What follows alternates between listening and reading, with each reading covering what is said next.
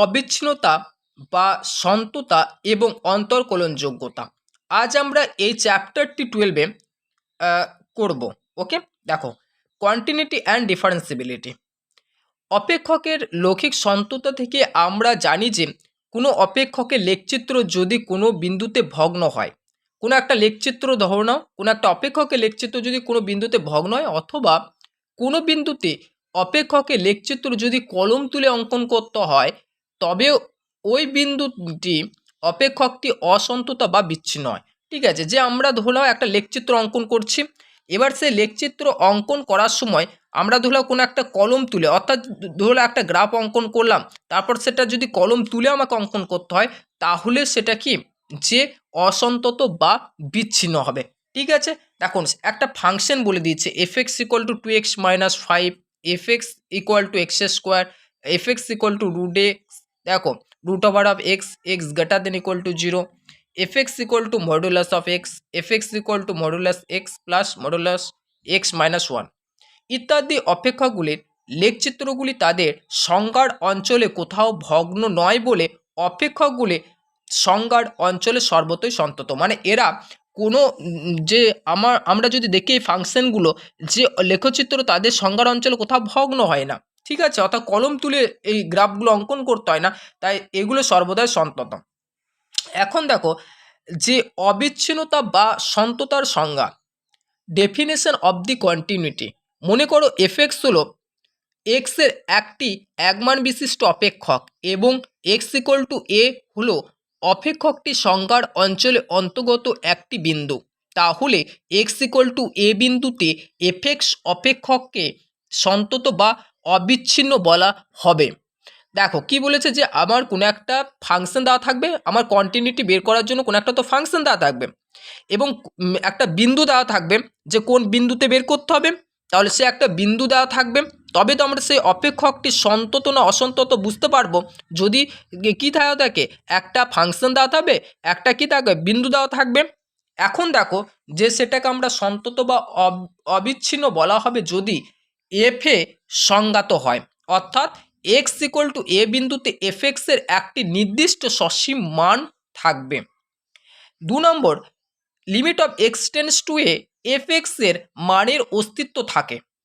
R limit of x tends to A, এই যে এই ফাংশনটা এক্স টেন্স টু এ বিন্দুতে এফ অফ এ হয়। ওকে,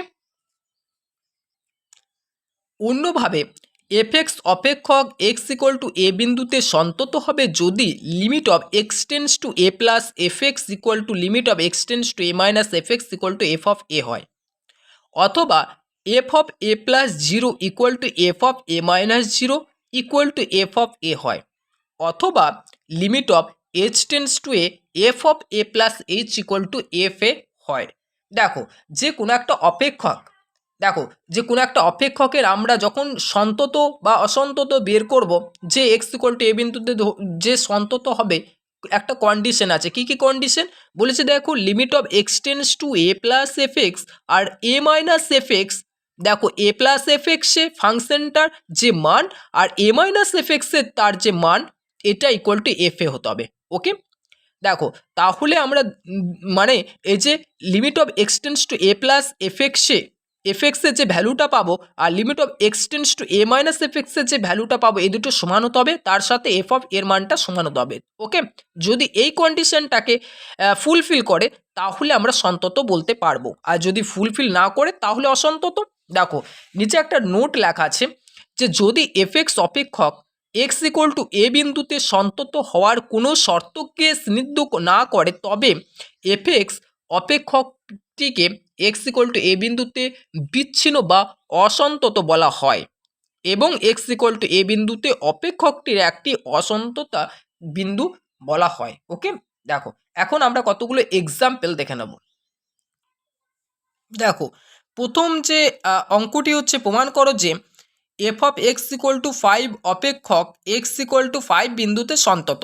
এটা আমাকে দেখাতে হবে।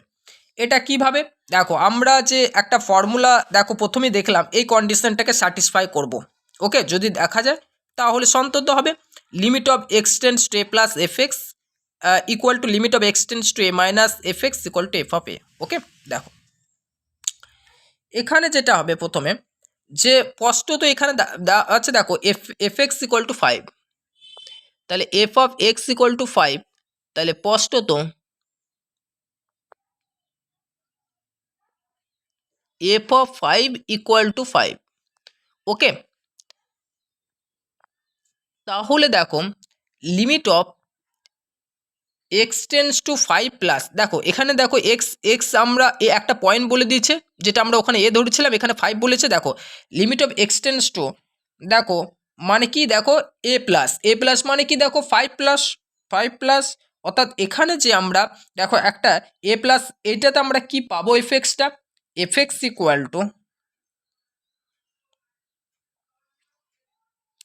টু দেখো, বা এ প্লাস, এটা 0 বলতে পারো। দেখো ওকে, তাহলে এফএক্স ইকুয়াল টু কি পাচ্ছি, limit of x tends two 5 + 0 into কত পাবো, দেখো এফএক্সের 5, দেখো তাহলে এটা কনস্ট্যান্ট, যেহেতু এর উপর লিমিট কোনো ডিপেন্ডেন্ট নয়। ওকে, তাহলে এটা কি হবে, 5ই হয়ে যাবে। তারপর দেখো limit of x tends two 5 - 0 FX equal to limit of x tends two 5 - 0, এখানে এফএক্সের ভ্যালুটা কি 5, তাহলে এটা কি পাচ্ছে, এটাও 5 পাচ্ছে। তাহলে দেখো তিনটে কন্ডিশনই আমার এখানে স্যাটিসফাই করছে, তাহলে সুতরাং limit of x tends two 5 + 0 FX equal to limit of x tends two 5 - 0 FX equal to দেখো এফ অফ 5। ওকে, দেখো এটা মানে দেখো F5, এগুলো তিনটে ভ্যালুই দেখো 5। ওকে, তাহলে এখানে লিখে নেবে যে এফএক্স ইকুয়াল টু 5 অপেক্ষক এক্স ইকুয়াল টু 5 বিন্দুতে সন্তত।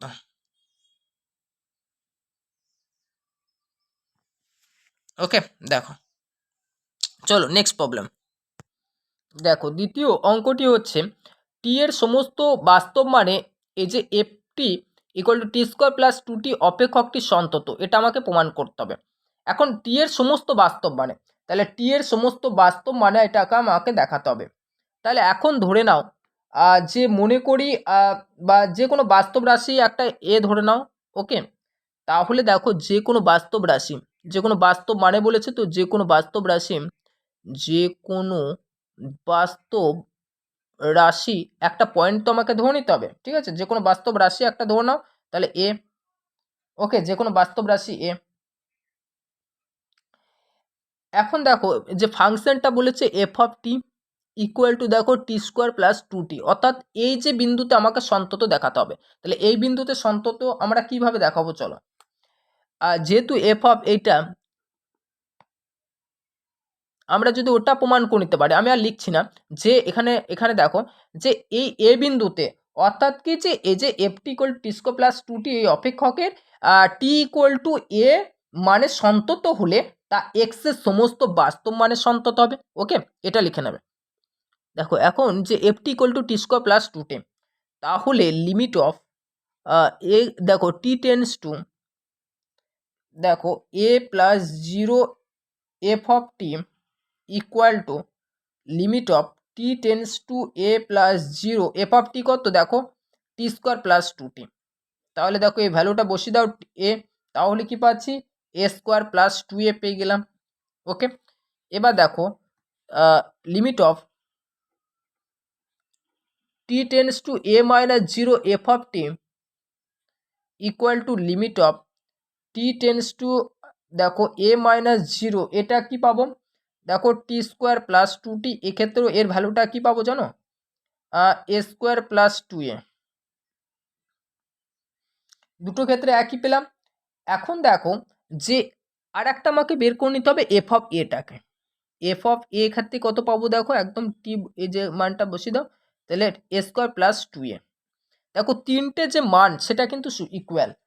ওকে, তাহলে এখানে লিখবে সুতরাং limit of x tends to a + 0 F of T equal to limit of দেখো, ও এক্স বলছি, দেখো টি টি টেন্স টু এটা, তাহলে T tends to A minus zero F of T equal to, দেখো এফ অফ, এটা কি F of T, F of T মানে কি এফ অফ এ বলবে, দেখো এফ অফ এ। ওকে, তাহলে এই যে সমস্ত ভ্যালুগুলোর জন্য এটা কি হলো, সমান হয়ে গেল, এই সমস্ত দেখো ভ্যালুগুলো সমান হয়ে যাচ্ছে। ওকে, তাহলে বলবে যে F of T equal to, লেখো T square plus two T অপেক্ষক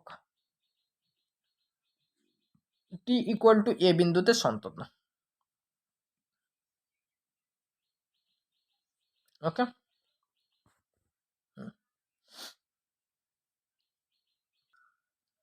দেখো F x equal to modulus of, দেখো সাইন এক্স বাই এক্স যখন X not equal to zero, one যখন এক্স ইকুয়াল টু জিরো, অপেক্ষকের এক্স ইকুয়াল টু জিরো বিন্দুতে সন্ততা পরীক্ষা করো। ওকে, দেখো দেখো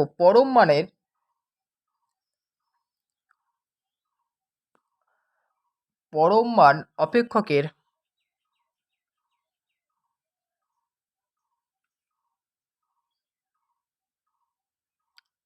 সংজ্ঞার সাহায্যে পায়, দেখো সাহায্যে পাই কি, দেখো এই যে মড অফ সাইন এক্স আছে, এটাকে আমরা কি লিখতে পারি, দেখো সাইন এক্স যখন এক্সটা জিরোর থেকে বড়, আর দেখো এটাকে আমরা মাইনাস অফ সাইন এক্স তখন লিখবো যখন এক্সটাকে লেস দেন জিরো। ওকে, এখন দেখো যে আমরা এখন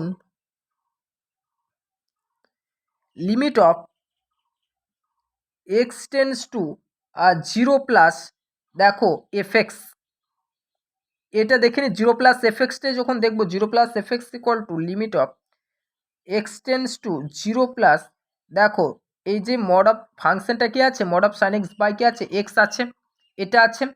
এখন দেখো এই যে ফাংশনটা এই জিরো প্লাসে কী হবে, এক্স এক্সের ভ্যালু যখন জিরোর থেকে বড় হবে তখন সাইন এক্স আছে, তো সাইন এক্স বসিয়ে দাও, তার limit of x tends to zero plus sine x by x equal to one, আমরা জানি লিমিটের ইয়ে থেকে, তাহলে এটা হচ্ছে ওয়ান। এখন দেখো দেখো এই ভ্যালুটার ক্ষেত্রে দেখো সাইন এক্স বসালাম, কেন বসালাম, দেখো এক্সের ভ্যালুটা জিরোর থেকে বড়, জিরো প্লাসে বলেছে, তো জিরো প্লাসে ভ্যালু হচ্ছে সাইন এক্স। দেখো নেক্সট, তারপরে যেটা হচ্ছে limit of x tends to, এবং দেখো যে X tends to zero minus F X, zero minus F এক্সে কী পাবো বলো তো, limit of x tends to zero minus, দেখো modulus sine x by X, এক্ষেত্রে এটা কি পাবো, এক্ষেত্রে এটা পাবো limit of x tends to zero minus, এটা কি পাবো minus sine x by X পাবো। এক্ষেত্রে এই যে ভ্যালুটা, তো মাইনাসটা কী হবে, দেখো লিমিটে বাইরে ইয়ে করো, তাহলে minus of limit of x tends to zero minus sine x by x equal to, এটা কি পেয়ে যাব, এই জায়গাটা আমরা পেয়ে যাবো এটা মাইনাস, এটা ইকুয়াল টু মাইনাস ওয়ান পেয়ে যাবো লিমিটের সংজ্ঞা থেকে। এখন স্পষ্টতই আমরা দেখতে পাচ্ছি যে জিরো প্লাস আর জিরো মাইনাসের ক্ষেত্রে সমান হচ্ছে না, তাহলে এটা সন্ততা নয়। তাহলে স্পষ্টতই limit of x tends to zero plus F x not equal to limit of x tends to zero minus F x. Okay, limit of x tends to zero F x সীমার অস্তিত্ব নেই। ওকে, সুতরাং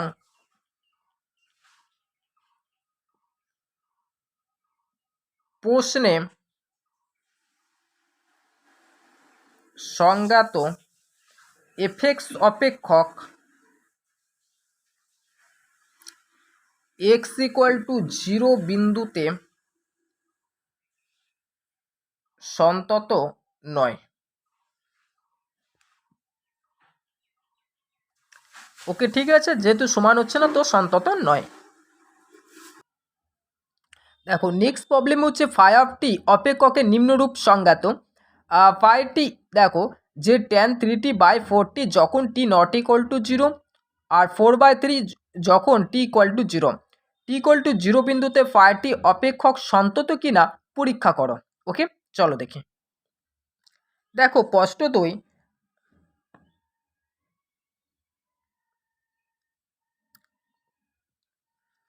স্পষ্টতই ফাই অফ দেখো যে টি দেওয়া আছে যে 4/3 যখন কি বলেছে বলো তো, যে টি ইকুয়াল টু 0-তে। ওকে, তাহলে ফাই অফ 0 ইকুয়াল টু 4/3 বলতে পারি আমরা। ওকে, দেখো এখন আবার আমরা জানি যে লিমিট অফ দেখো যে টি টেন্স টু দেখো 0, ফাই অফ টি এটা আমরা বের করব। এটা দেখো যে ইকুয়াল টু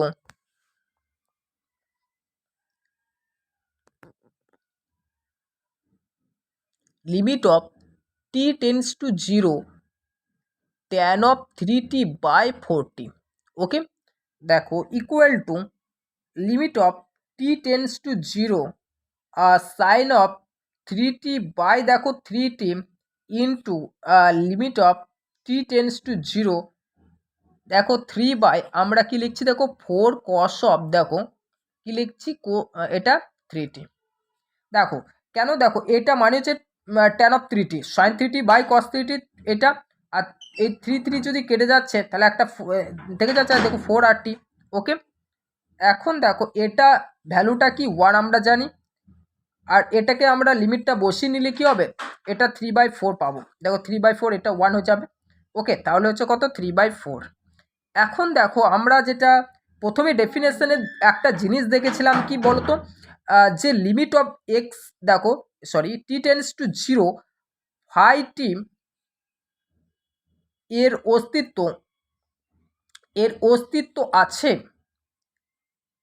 আছে কি না দেখতে হবে।